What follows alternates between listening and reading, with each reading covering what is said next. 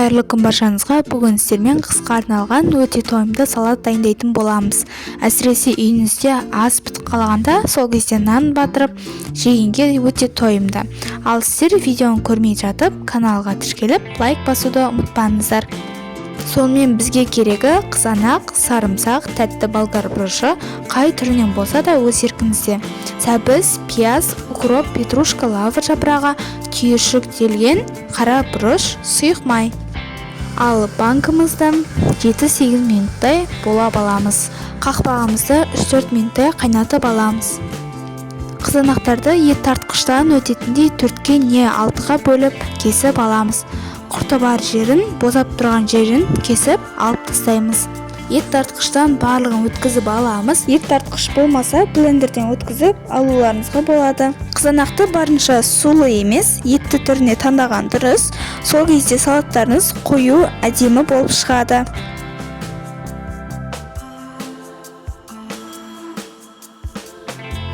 Келесі кезекте болгар бұрыштан ірілеп 4 бұрышты етіп турап шығамыз.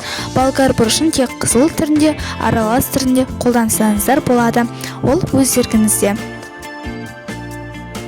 Келесі кезекте сәбізді кәріс салатына арналған теркадан өткізіп алуға болады.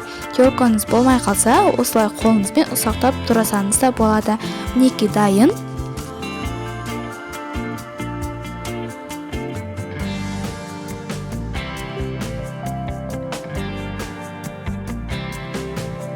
Сарымсақты ыстық суға салу керек, сонда ғана қабығы тез ашылатын болады.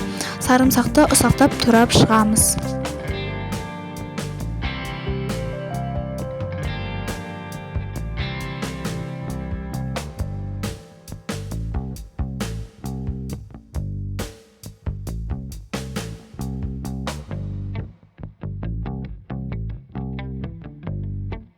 Үлкен бір бас пиязды жартылай сақиналап турап шығамыз. Қалауыңыз бойынша осындай ас көктерді бір бумадан қоссаңыздар болады.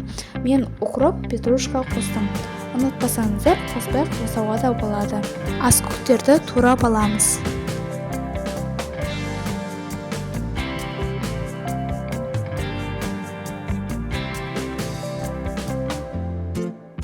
Бәрін дайындап қойдық, енді бастаймыз. Қазанымызды қыздырып, үстіне 150 грамм, яғни 1 кесе сұйық май құямыз. Үстіне туралған пиязды салып, жақсылап қуырып аламыз. Пиязды қатты ұзақ қуырудың қажеті жоқ. 1-2 минут ұстасаңыздар да болады.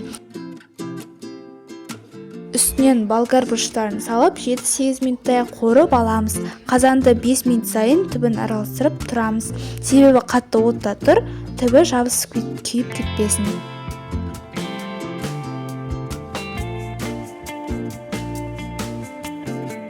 Сәбізді саламыз. Оны да 7 минуттай қуырып аламыз.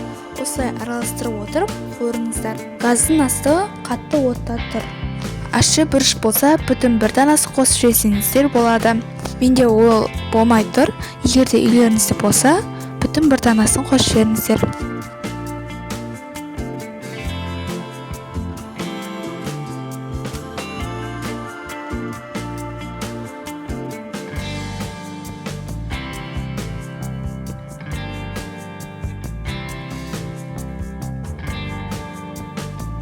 Қызанақты құямыз, құйған соң араластырып, толықтай қайнатуға қоямыз.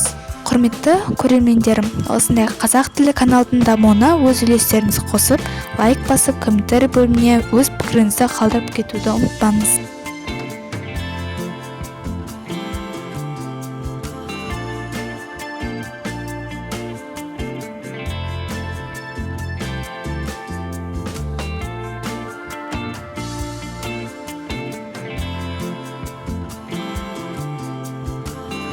Осылай қақпағын жауып, қайнағанын күтсеңіздер болды. Қайнағаннан кейін тұзын қосамыз.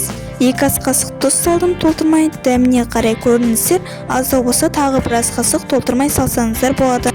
3 ас қасық қант салдым.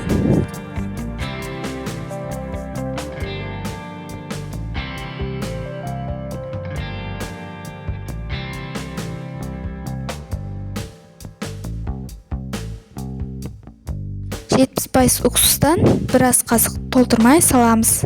Лава жапырағынан және қара ірібір салсаңыз да болады. Ұнатпасаңыз салмай-ақ қоюға болады. Жақсылап араластырып 30 минуттай әдемі отта қайнатамыз. Пісуге жақын қалғанда самырсақ пен укроп петрушкаларымызды саламыз. Оны да 10 минуттай қайнатамыз. Сонда біздің салатымыздың жалпы қайнау уақыты 30-40 минуттай болады. Салатымыздың түсі әдемі болып жатыр. Осы сәтте болгар бұрышын және де сәбізді жеп көріңіздер. Қатты тірілеу болмауы керек, жұмсақ болу керек. Салатымыз дайын болды. Енді газдың астын өшірмей, жай басып банкіге құя беріңіздер. Осылай ыстық күйінде тез-тез стерилденген банкіге құйып алыңыздар. Банкінің бойын суытпай, қақпағын жауып тастаңыздар. Менде жалпы 6 литрді аса банкі шықты. Отбасыңыз үлкен болса, көрсетілген құрамды 2-ге көбейтіп жасай берсеңіздер болады. Дайын болған салатымызды жылығып, орап, толыққанды суығанша 1-2 тәулікке қалдырамыз. Көріп тұрғандарыңыздай, біздің салатымыз өте қою, әдемі, керемет болып шықты. Жасап көріңіздер. Қыста рақаттанып жейтін боласыздар. Видео сізге ұнаған болса, пайдалы болса, лайк басып, каналыма тіркелуді ұмытпаңыздар.